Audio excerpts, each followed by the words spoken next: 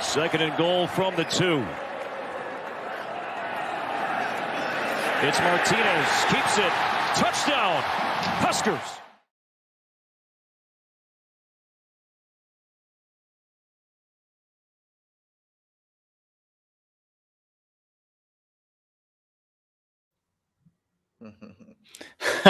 Well, welcome to the Go Big Redcast. This is our 6th edition of the LunchCast, and I have a very special guest with me, Husker tight end, Chancellor Brewington. How are you today, sir? I'm good. Thank you for having me on. Good. Hey, before we get started here, I just want to make sure that everyone knows to check out the new Alumni Hall store in downtown Lincoln there.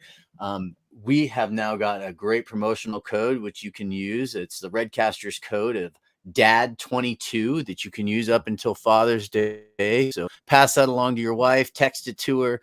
If you're ladies, if you're listening out there and you have someone special in your life, and you want to get them something nice for Father's Day, make sure that you use DAD22 as the code. Save 20% on your order. And you can also check them out at alumnihall.com/Nebraska/Cornhuskers. And, they've got some of the best Husker gear available for you out there in Lincoln. So make sure to stop by and check that out. And Chancellor, don't you have a little something going on too? I saw you tweet out something the other day about, I don't know. It was like you and like 4 other guys tagged in it and the radio station. What's going on with that?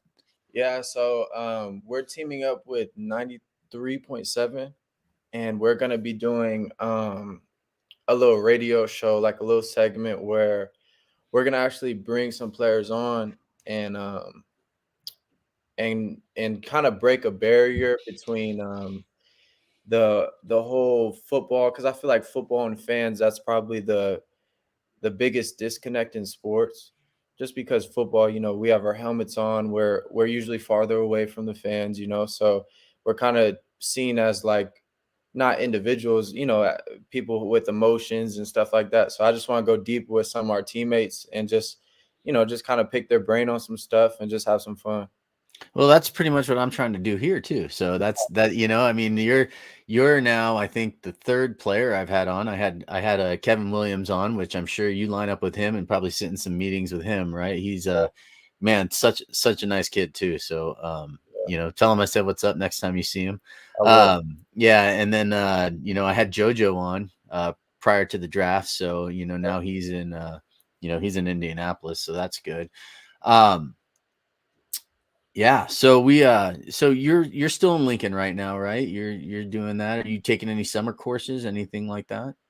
Nope, just working out. Just working out. And you guys haven't started any like official team activities or anything like that yet, have you? Or are you Well, I mean, we do walkthroughs and stuff like that. So I mean, we're as a team, we're staying busy. You are good. Yeah, and you're getting all those workouts. So how are things kind of feeling for you this year? One of the big discussions, I'm calling it Frost 2.0 with this new offensive staff in there. We've got a lot of kids coming in from the transfer portal.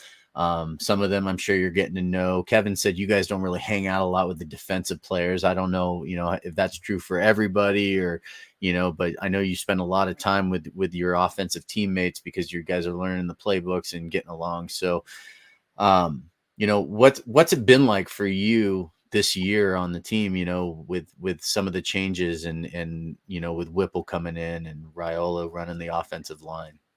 I would say just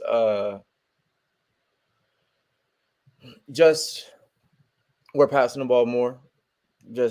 I mean, that's out the gate. It's a lot different. The formations we're getting in are very unique. We showed some of them in the spring game, but I mean, they're formations I've never really seen before. So it's cool stuff, and we're able to get to. It's kind of cool. We're able to get to a lot of stuff we ran through those formations, so we're disguised in a lot of different ways. But as far as the tight ends go, we're actually involved in the pass game more than ever, right? So that's where I fit in, and that's where I can show a lot more of what I can do because it's more realistic for, I mean, there's a lot of 2 tight end sets. Mm-hmm. There's a lot of stuff where there's a tight end down and the tight end in the hip. So where the dude in the hip, that's where I'll be mainly. So just offense as a whole, it's running more efficient and smoother. The terminologies is one word. It's more simple. Okay. So you're not going to be looking to the sideline with like pictures of like babies and celebrities and things like that for plays, anything like that. That's something I wanted to ask actually. And first of all, I want to say that's good because we know you're not afraid to block, which means, that's probably good for the running game. If you're running 2 tight end sets and disguising that as like pass plays and run plays, like I love that. Okay. I do. I really do. And especially because it probably will give Casey a little bit of chance. I'm assuming he's going to be the starter. That's just me. You don't have to give any hints on that, but it'll give Casey a chance to like kind of see maybe what the defense is doing at the line of scrimmage and change the play from pass to run or run to pass, whatever he needs to do. And obviously, you can knock the crap out of some guys there, run into the outside. I think we saw that in that video right ahead of time. So, we've already got a question here from Husker Knight asking, what position do you like more, wide receiver or tight end? In this offense, it'll be hard to differentiate like who's the receiver and who's the tight end sometimes. Okay. So in this offense, I mean, honestly, tight end is probably the most important position right now because we're asked to do so much. We're supposed to team up with the tackle and do a lot of stuff. We're supposed to know where the guards pulling, where the point is, where the apex defender is, whereas receiver, you notice the cover 2 shell and you got to block the corner of the safety or you're running a 10-yard dig, so Mm-hmm. it's a lot different. But I mean, I think the responsibility is greater. So I mean, I can handle that stuff. So I would say tight end. Okay. No, that's great. You said something just a second ago and I lost my train of thought because you had such a good answer there. We're also getting another question here from Jim in Minnesota. He's big on Twitter. I'm sure that if you're on there a lot, and he's asking, we're all concerned about your injury. Are you going to be okay to play at some point next year? Yeah. I had a wrist injury. I played through it last year. I broke my wrist like some game during the season. I just played through it. And then I got surgery right before spring ball and they put some pins in. Just got the pins taken out. About to get these stitches out and I'm ready to go. Good, man. Because we look forward to seeing you in the field. The I remembered the question I wanted to ask you was about you caught your first touchdown last year, right? Like, was that against Fordham, right? Is that yeah? And so tell me what that was like for you, because that's kind of 2 receptions that game, 1 for a touchdown. How did that feel in front of the Nebraska fans, like to just kind of look up and see everyone looking at you, really? Mm-hmm. It was emotional. I ain't gonna lie because but previous that year where where we talked about playing Northern Colorado, that was my last year playing football. Just had bad luck with injuries, not even playing football, just weightlifting accident, just a bunch of unfortunate things that just held me back. And I couldn't show people what I could do. And it was cool because both my parents were there, my sisters were there, like, then, and they've been with me throughout the journey of the ups and downs. So, right when I scored that, it was like there was only 2 people in the stands. I saw my mom, my dad, like right there. So that was a special moment for sure. So I'm sure I'm going to be scoring a lot more touchdowns this year coming up, but that one will rank higher than all of them. For sure. That's amazing, man. And I tell you, I mean, they say Nebraska has the best fans in the world, and there's a reason for it, and that's just great that you got to do it in a game like Fordham where, we're blowing the other team out and your parents were there and you're from Chandler, Arizona, right? I've got a sister that lives out in Chandler actually, or really? in that general area. Yeah. So yeah, we live in Chandler.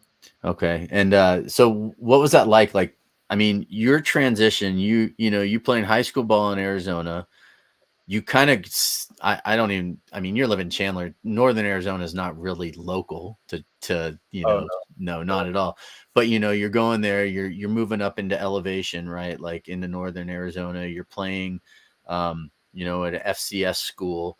You're in the same league as my UNC Bears right up the street here. I didn't go to school there. My wife did, and she's got her master's from there and all that. And I check out those games quite a bit, and I'm pretty sure I saw you play, even though I didn't know I saw you play back, against that, when you guys were blowing out Northern Colorado. And then all of a sudden now here you are playing for Nebraska in the Big Ten Conference in front of 100,000 fans every week. Talk a little bit about, how you started and like kind of like the recruiting process, like how you ended up at Northern Arizona and then ended up at Nebraska.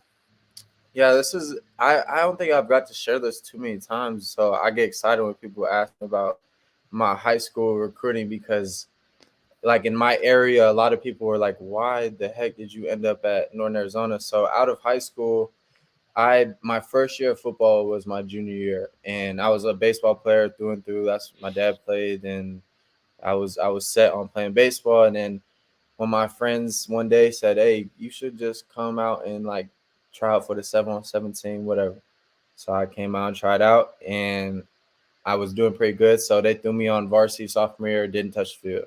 So then next year come, and I kind of get my feet wet a little bit. And towards the end of the year, I start, looking like a football player. And I end up got most of the Mountain West. Who's in that conference?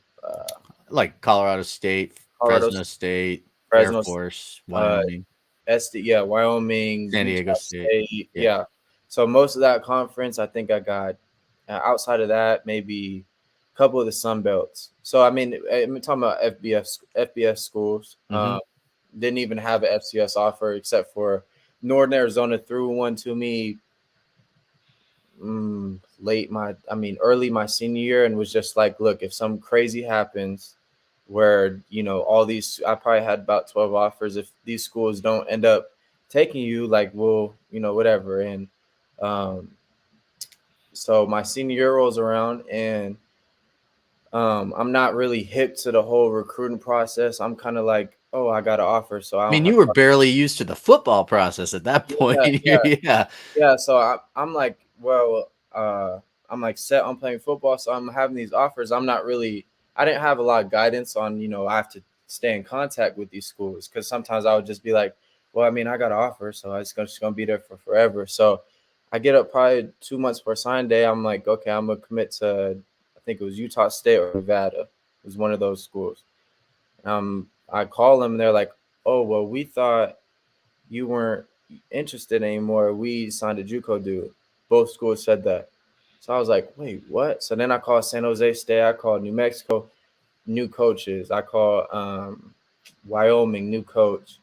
And then everyone else was like, yeah, well, we already filled up your spot. So I was like, wait, what? So I looked through all my whatever, they were all filled up. So I'm like, and NAU got word of it, because my coach probably told them whatever, and they got word of it, and they came running, and they're like, well, we'll take you. And what's crazy is, I think I told anyone this, a week before signing day, Nebraska actually hit me up my senior year. Oh. And who would the coach have been then? Was it still right? Keith Williams. Okay. It was the Coach Dub, the receiver coach. Yeah. Yeah, he coached, Brandon Riley, Stanley Morgan, all them. Yeah. Uh-huh. And he hit me up and was like, hey, are you committing next week? And it was literally a week for Sunday. Are you committing next week? And I was like, yeah, I don't know yet. Like, what are y'all talking about? And he was like, I think he told me don't commit. And I was like, I don't know this dude. I can't just do that. So I committed, and then I told him, and we never talked again. But I always think back, I'm like, what if I was meant to go there from the beginning, Yeah. But it's so did they just pick that up again? Like when you were at Northern Arizona, you went into the transfer portal? Is that how that worked out for you? Or I already knew I was coming here. Okay. So it was kind of like, I didn't really like, I was getting emails from schools, but I wouldn't even really look at them, because I was like, look, like, this is where I'm going. Like, I look at these other schools because then I'll be like, oh, what, Yeah. what about this? So I was set kind of before I went in. Okay. So tell me, like, so you knew you were going to come to Nebraska, and it sounds like you kind of like, it's funny because what you said is something that I don't think a lot of people realize, where, Nebraska literally called you a week before signing day and was like, don't sign with them, come to us. But you didn't know the guy. So it's like, so there's a lot of trust that has to be built up in there, right? Like, you want to Yeah. make sure that like, what was that like? Yeah, it's crazy because one of the recruiting directors, I wish I knew his name. Somebody here probably knows him, but he actually went to Hamilton back in the day. That's the school I'm from. Okay. So he was, and Hamilton took a lot of like Nebraska stuff, like the day by day prayer. Like we did that at Hamilton. So there's like a lot of traditions from Nebraska that just are at Hamilton, which is kind of weird because we're in Arizona. But Yeah. but he reached out to me, like, and he was like, hey, I'm about to put you in contact with someone special. Like this dude wants to get a hold of you, whatever. And it was just like, it's just a shady business sometimes. Yeah. Saying he's shady, but just college football, it's a kill or be killed game, and the coaches know it and the players know it. So it was kind of like, I don't know this dude, and I know the dude at Northern Arizona. I'd known him for a while, so I was like, look, man, like there's already a dude that's going to the league there, so like it's not impossible, but just not knowing who you're really, especially through a text, it's a lot different. Yeah, well, and that's always weird to me too, because I'm in my later 40s, but I work with a lot of kids that are in their mid 20s and 30s, and like, it's weird trying to find a balance between communication, right? Like my own kids, they'll respond to a text message, but they won't answer a phone call or a FaceTime, right? Right. But then sometimes I get these other kids that like won't respond to a text message, but pick up the phone though on the first ring. So it's always hard to figure out how to communicate. But I guess that's the key when you're doing something like that. We just had a question up here too, because you are a Husker now, man. You've officially already played. You're here on the team. You're already working with the offense. So question from Jim in Minnesota again is, we hear such great things about Coach Beckton. What does he do so well that all of the tight ends love him so much? That's a loaded question for sure. Well, that's my guy. Like I appreciate him for everything. But to start off, like when I first got there, I wasn't really familiar. I was just locked in. Like Lubick's my coach. Like that's all Coach Lubick. He was Yeah. here a little bit. Yeah, he lives over in Fort Collins right here, right Okay. up. Yeah. Okay. So when I got there, I was just focused on, just learning receiver. Then what happened during camp? Hickman was down, Travis was down, Fedoni was down, Bork was down, and all these other dudes were down. So like they had like once, and I think Austin was down too for like 2 weeks during camp.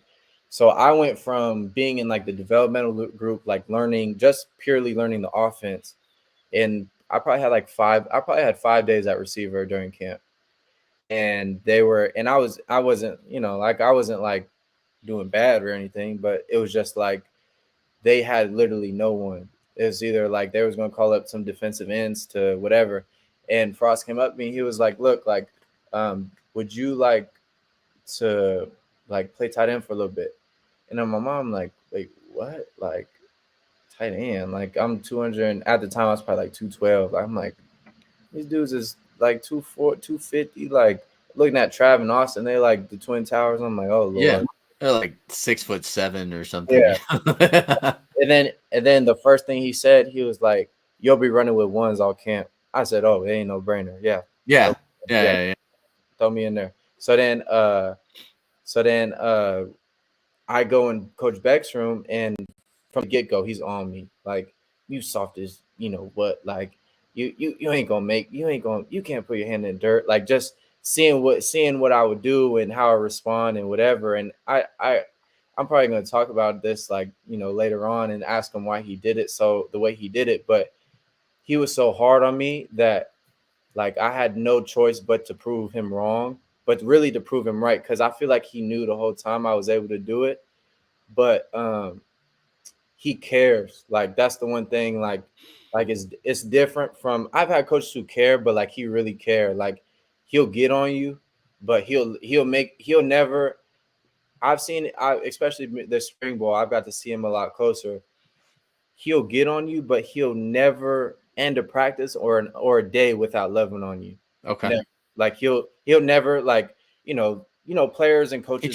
treats you like one of his kids. I mean, that's No, how I like treat my kids, you know? literally, like, and it's love. Like I got my surgery, first person to call me, first person to check up on me every day is Coach Beck, like so. The love is there, but as a coach, when we get in the film room, the most detailed person I've been around in the football, industry or whatever, it's ridiculous. There's the amount of things he goes through before even play starts. Like he'll pause the play and we'll have to know like 5 different things before the play starts. Now the play starts, we have to know 5 different things. So there's the amount of detail even that the young guys have. I don't think they realize how much of a blessing it is for him to be the only coach they know in college. Yeah. Because I've had different coaches where it's kind of like, oh well, he routes at 5. Oh, that looked good, Yeah. But like it routes at 5. If you don't put that left foot in the ground the way I like it, then that's a bad rep. No matter if you catch the ball and score 90, Okay. So let's stop right there for a second because you're saying some things and I'm hearing some things that I just want you to confirm for me because these are things that I'm kind of on the show. I don't know if you listen to the Redcast at all. If you don't, like and subscribe us on YouTube, hit that, smash the bell, watch us. But, I've been saying, again, I call it Frost 2.0 because everything looks and feels different, So with this new coaching staff, are you seeing a lot more attention to detail like that, like with every coach? Like how many different coaches are you working with? Is it just the one, one coach? Like somebody out here is asking if you're being utilized better in Whipple's offense. You already answered that like right at the beginning of this where you said, yeah, there's a lot more 2 tight end sets. There's a lot more, passing game. There's a lot more options to get passes, everything out that. So the attention to detail, I know that like Mickey Joseph with the wide receivers is telling them like they're going to have to play special teams if they want to play football for him, right? Like, is that just kind of across the board with the entire coaching staff? Yeah, Coach Raiola, Right Coach Applewhite, Coach Mickey. Trying to see if I forgot anyone else, and obviously Coach Beck and Coach Whipple with the Qs. Shout out Steve Cooper, he's with them the most, but they like we had a walkthrough today, and just like everything has to be perfect, and no diss, but that's something we just didn't have in the past. Okay. And just from the short time I was here, I noticed it right away where it was just different in a sense where there wasn't as much intensity. Okay. So the intensity is turned up. So the level of play is turning up. So this spring, I know obviously y'all only got to see the spring game and half the dudes only played like 5 snaps. But like in the spring, like the level, we saw some dudes like level of play like really turn up because of the new coaches that were here. And I think that goes straight to the coaching because, the player has been there. You know what I'm saying? The only thing that changed was the coaching. So if the coaching level goes up, the playing level goes up, and that's where the team level goes up as well. Man, that's what I wanted to hear you say because that's been my theory, out there. I haven't heard it directly from really anybody. I mean, you hear a lot of writers talk about, the new coaching staff and the changes that they think are going to happen or no, but like to hear it directly from you and kind of confirm what I've been saying all along makes me feel pretty good. And you mentioned like the spring game because I was there. I came out for the spring game. I watched it and I just kept telling, and my takeaway from that, everyone kept saying, well, what's your takeaway from it? And my takeaway was like, it was kind of a big nothing burger. It was more like a giant Husker party as opposed to like a football game, right? You guys just happen to have a scrimmage going on out there, because I know you guys are all learning this new offense, and, you know, nobody expected you guys to have it 100%. You didn't see a lot of the starters. You know, there are some injuries on the offensive line. So from a player's perspective, and if you're standing there and you're watching the game from the sideline, right? You're on your team, you're watching these guys. Can you give me, I'll ask you this, and I hope you're not stepping on any of your buddies' toes. One player on the offensive line, one wide receiver, and one running back who you kind of see as like breakout players this year. Like, and they don't necessarily have to be starters, maybe guys that aren't starters that were just playing a lot in the spring game. Not to put you on the spot or anything. No, it's all good. Offensive line, I'll go.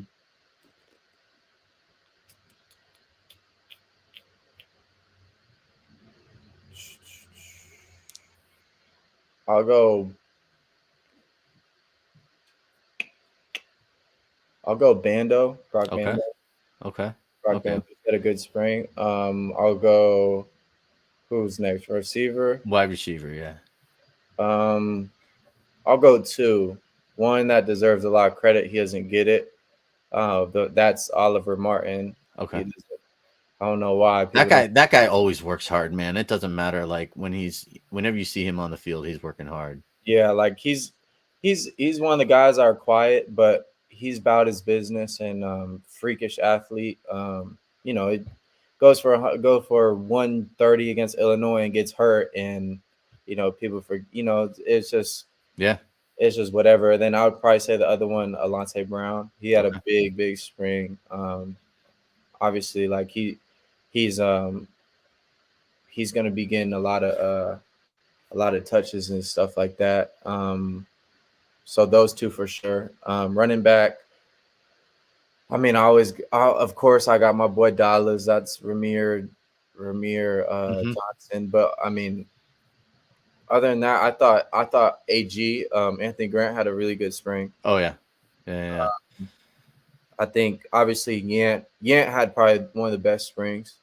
I love that kid. I have to tell you, like, Yant the damn ball is probably one of my favorite things in the entire world right now. That's the saying. Yant the damn ball. Yeah, Yant the damn ball. Like, I think there's like some fans out there that actually created some T-shirts that say that. So that's hilarious. But he's running hard, and he's running the best I've seen him for sure. He's running angry. I think that's true to Applewhite. Dude had a game where he had the entire first half. He was over 6 yards to carry. And then all of a sudden we didn't see him in the second half. Right. Yeah. So, I mean, that was, there we go. He had the damn ball. So I was hoping you'd say Yant, because that's like my guy. That's who I just like his style of play. I'm a Raider fan, so I like those big, hefty running backs that just run over everyone like Bo Jackson. And Yant's kind of the closest to that style that I see. Yeah. So, yeah, that's good. It's just been kind of an interesting year. We do have some more questions. Let's see here.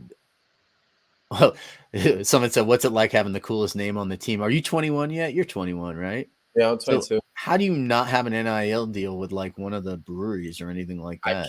I guess, and it's crazy because a couple of them have reached out to me. We can't do it with alcohol, like weed or like any tobacco product. So okay. Well, that answers that. Yeah, well, I'm gonna have to get like a coffee place with a brewery. We're going to do something with that. But yeah. I was just saying, because there's a guy that is a big fan of the show, Brewmaster Bill, we call him, and he brews like kind of out of his thing. And I was like, he just needs to make one like an unlicensed, like Chancellor Brewington. You know what I mean? Like he needs to do like an alcoholic beer. Then I can a non-alcoholic beer. Yeah, that would be awesome. And so and there's a lot of guys from Arizona on the team this year right now. Jim in Arizona was asking what it's like having a lot of guys from Arizona. Like, are you friends with a lot of those guys, and do you know them from high school or anything like that? Who we got? Buddha, Javen Wright. We call him Buddha. He's actually my roommate. He should be back in a little bit. He's gonna be on if he pops in. Yeah. And then obviously Noah Pola Gates. We call him PG. I've known him. I got to know him really well up here. I'm over at his house all the time. Ty Robinson, they live together, so I'm always over there. Who else? Oh, Baron Miles, Barron Miles Jr. His daddy played here. The legend. We live probably 5 minutes from each other Okay. back home, so we work out all the time. He's over all the time, and Chubba Purdy. Okay. Crazy. Our dads actually played together with the Giants. Okay. So, like in baseball. So Yeah. like our dads already knew each other, and now we're playing together. It's pretty crazy. I played against his older brother Brock in high school. The one Iowa State. He's with who's he with? 49ers, I think. Yeah. Yeah. Yeah. Yeah, he was. That's super cool. I actually didn't realize that about Chubba Purdy. And so I don't know if this is like over the line or not, but like when they were recruiting Chubba to come, like did that kind of have part of it too? Like you playing there? Like did you talk to him at all when he was trying to come here? Was he texting you like what's it like or anything like that? It's crazy. It's so crazy. I don't know how. I've known his brother for a while, but Um, I didn't know him personally, but our dads were like communicating, and he was asking me like, I mean, he was asking my dad like, how does he like it? How is he? Does he like it? Does he not? What's things he not like? What does he like? So I mean, I guess he got a good answer, Yeah. from that. But then honestly, they asked me, they asked me to host him, and I was like, well, I mean, obviously I would, but it's like kind of crazy how we never met each other. But and then all of a sudden um, he got here, and I met him, and then I think the next day we threw, and it was like we knew each other for like 4 years. So Yeah. we definitely have a good connection. So No, that's good. So basically when Thompson leaves and Purdy takes over the team after, next year I think it is because Casey has what 1 year left or something, or is it two? I can't remember. Um we can just give you the credit for recruiting him here when he wins the Heisman with Nebraska because you guys are going to be like back to back to back national champions anyway. So, right. Casey has 2 years left. So there you go. So that's okay. But it's, there, I always get confused with that. That's what the other guys on the Redcast are for as far as time goes. But we can give you all the credit for recruiting. So that's good to know, Yeah. Abby Harris, one of our loyal Twitter followers and a beloved friend of the Redcast, is asking what your number one goal for next season is. Um,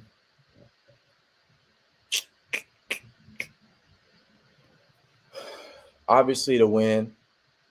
Obviously, like Yeah, that's all. Like that's all I want to do is just win. But personally, um, personally, I want to. I just want to not prove, but I just want to show everyone what I'm really capable of, and the numbers will speak for itself once that happens. And uh, but just make it obvious that I've been working, and just put my best foot forward every day, and not take things lightly. You know. yeah. No, that's those are good goals to have too. I mean, and in life in general, I think too. So that's something to take a look at. So it's getting really close to the season. I think we're somewhere around like 90 days or something like that before the first game. You're getting off the airplane in Ireland, right? You guys walk in, you're in this huge stadium, which really isn't much bigger than Memorial Stadium. I don't think it might be, but you know, you've got Northwestern on the other side of the field. You guys just absolutely blew them off the field last year. But you're going in, it's a new season, a new staff, new offense. What's going through your head as you're stepping onto that field for the first play of the game because you're going to be the starter, right? And and you're stepping onto the field for the first play of the game, and are you looking at Northwestern like we killed these guys last year, or are you looking at them like it's an entirely new opponent who, you just got to take it play by play and in the end come out of Ireland with a W? What's that going to be? What's that going to kind of describe how you're picturing that? Because I know you're not sleeping at night thinking about it. I would say there is a confidence level. I would lie to you and say like that doesn't run through some of our heads, like a confidence level of, oh, we just smacked this team last year, like but you can't take that philosophy into every game because you know we lost to Minnesota. So what are you gonna say? Oh, I'm scared of them. You know what I'm saying? So you do have to take it day by day, but you have to be. Me personally, I'm just confident that I've done everything up to that point. You know, stepping onto the field in Dublin, Ireland, I've done everything I can up to that point for me to be successful as an individual first. I think that's the mindset that everyone should have because we travel 85 dudes. If all 85 dudes have that and really believe that, then that's an easy dub. Like we'll for sure win that game. And but the moment where you get too high or you get too low, that's where bad stuff happens and you play out of rhythm. So I would just say stepping on that field in Dublin, Ireland, I would be thinking about whatever my goal is, but really that man, I'm a spiritual dude that God has placed me there for a reason and that he's with me and he's for my good. So I mean that's why I tell myself every day. So nothing's gonna change in Ireland. No, that's what I want to hear. See, I'm a Kool-Aid drinker, right? Like, and I my whole thing, like everybody calls me out on it. And I keep saying 15-0 national championship, right? Like that's like, what I see in the head, like with Frost 2.0, that's another one of my sayings. So I'm really looking forward to it, man. It's going to be, quite the season. And I really think that you guys have some great things, coming ahead for you because, I just think things seem to be setting up really well. Does it feel like you guys have a different attitude in the locker room? Does it, like when you walk around, I think I asked you something similar to this in the beginning, but does it feel different to you? Like completely different to you overall? Like, you and your buddies, like when you talk about it? I would say I was actually sitting down. I was talking with Noah. Our lockers are right next to each other. I was talking, and guys coming back from lift, and guys were just all were in the middle, and they were just having a good time, like chopping it up, dancing, like just like that. Those little things go so far. Like and I haven't been here for the longest time, but I can tell you when I got here in the summer, that wasn't happening. So I think, and I also think the way recruiting is that you recruit a class and a lot of guys don't stay, a lot of guys do. You get a lot of guys from the same kind of area that mesh well together. And that forms into camaraderie and that forms into good relationships, and then that forms into good play on the field. So I think we're at that point where we're tighter than we ever been as a team.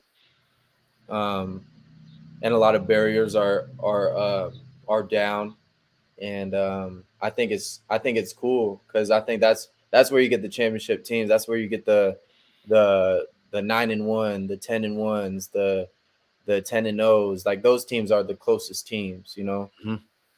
That's awesome to hear. That actually makes me feel really good because I've had a hint in my own brain that's kind of happening with you guys, and so.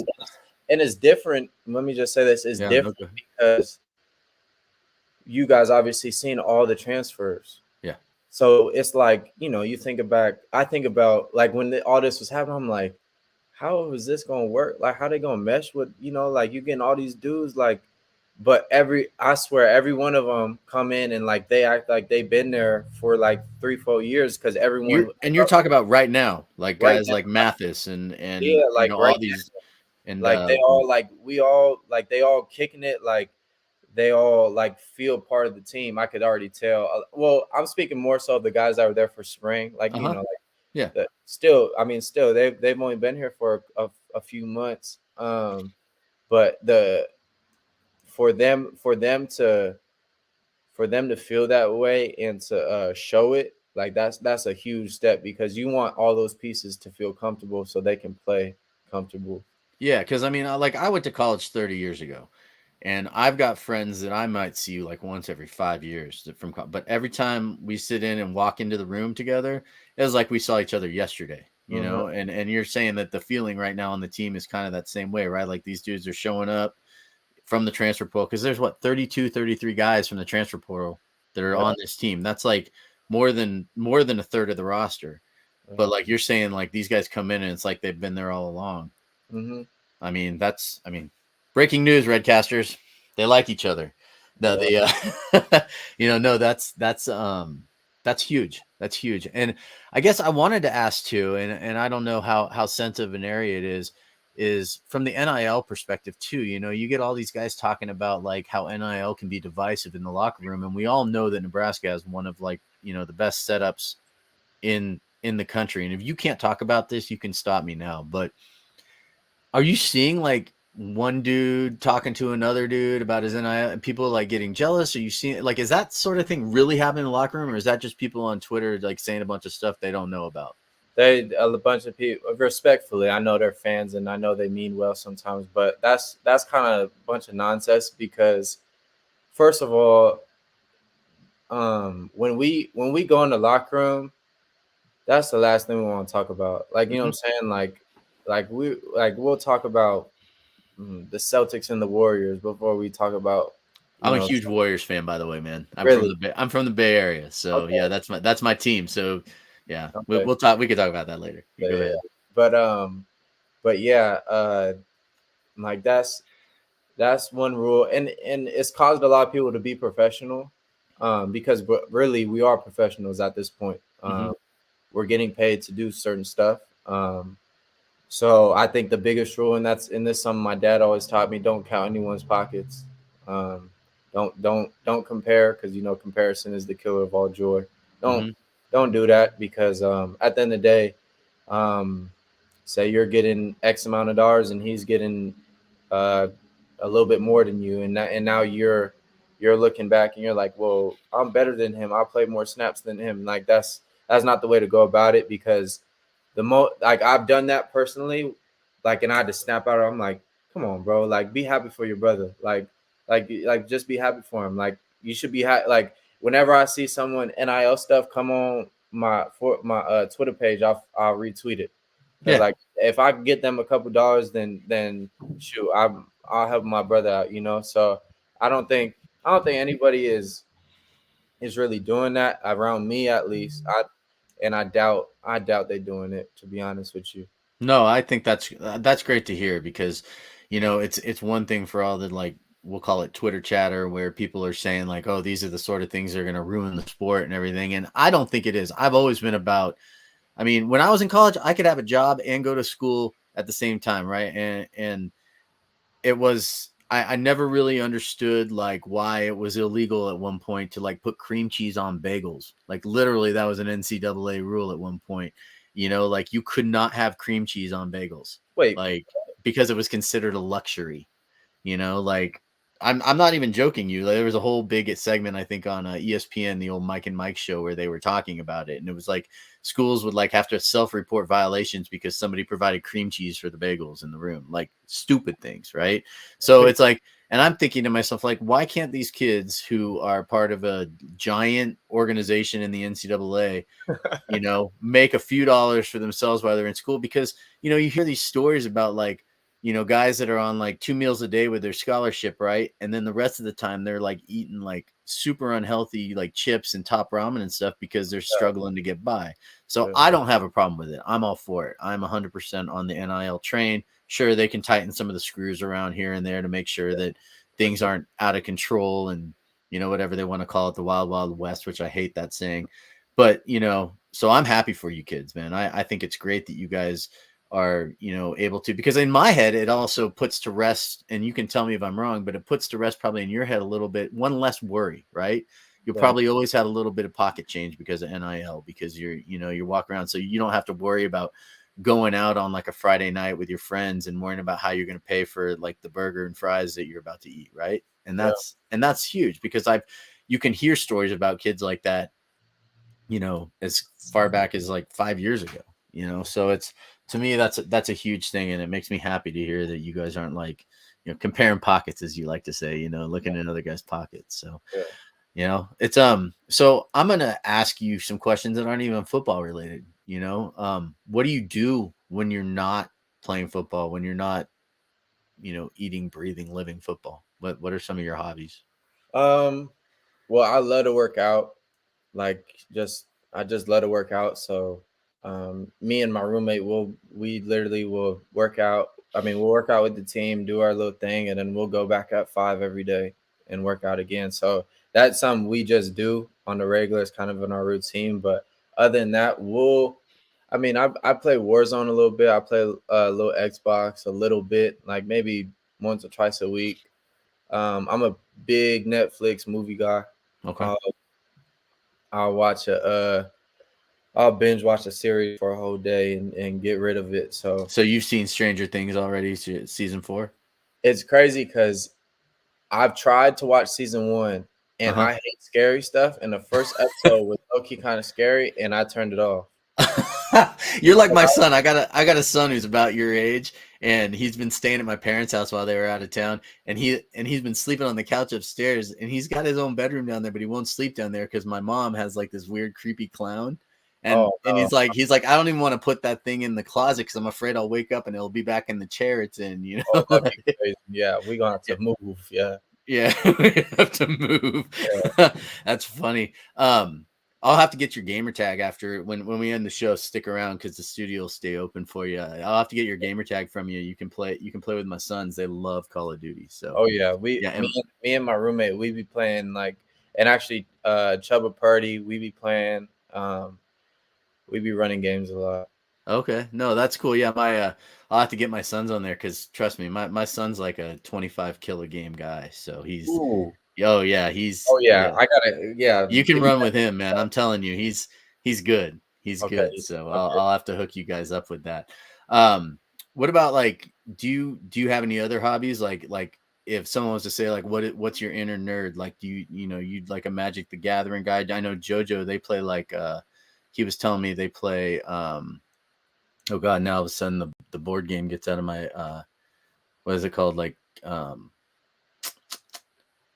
I can't remember now, but yeah, they do like this board game thing, right? Like it's almost like a fantasy Dungeons and Dragons type style game. Like, do you got anything like that going on, or? I like playing spades and dominoes. We love music. Like we'll have music playing 24/7. But other than that, I'm like boring. Like I don't. I'm a homebody. I've gone out in Lincoln 3 times, maybe. Really? Okay. I'm obviously of age, so I've gone to a couple of the bars. Like it's just not. I've never been like that to like just go out all the time. So I'm a homebody. I'd rather take a nap than go hang out with some people, to be honest with you. Yeah. Well, you sound like me about 99% of the time, really. I know, right? Unless I'm you've been out in Lincoln as many times as I have, really, because I've been coming out for like the spring game for the last couple of years, and I had a great time this time. Me and Redcast Honky I had one of the most memorable weekends I've ever had in my entire life. I met up with Josh Heskew and his wife at the hotel that we were staying at, and then we got invited by him to go over to a players only party across the street, and we walked up, and the first guy we ran into was Mike Rozier, like standing out. So like, I mean, and then we go inside and it's all the former players from like the 90s championship teams are like hanging out in there, like, and then me and Matt are like standing around like, hey guys, and a couple of them came up and they were like, hey, we love the show, because I was wearing my Redcast hat, and he's like, oh, we love the, a couple guys are like, hey, we love the show, can we take a picture with you and stuff? We're like, whoa, this is some of the weirdest thing ever. So yeah, that's crazy. Yeah, it was pretty crazy, but I mean, I really appreciate you coming on today. I thought this was really cool, man. And I know you've done, I think, what did you do? Church of the Corn podcast with a couple of the guys. Is that the one you've done in the past? So, those are friends of ours. And when I saw that you had done theirs, I'm like, I got to get this guy on our show too. So, it was a good interview. And, it says it right here on the banner, but, thanks for your time today. Is there anything we always give? It's a tradition to give like a, basically a parting shot is what we call it. So is there anything you want to say to all of Redcast Nation, all of Husker Nation, leaving the show here? I do have merch coming soon. Okay.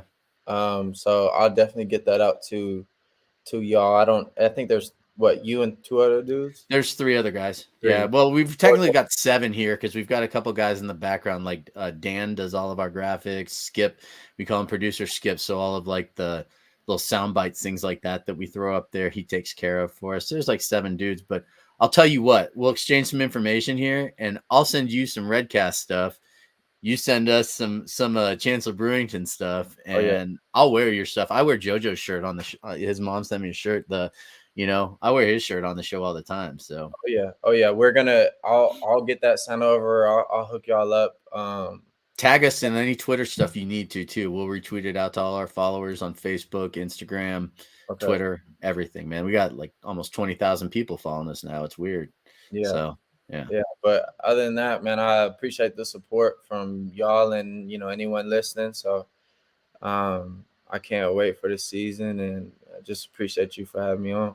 Yeah, no problem. And with that, it's another Go Big Redcast.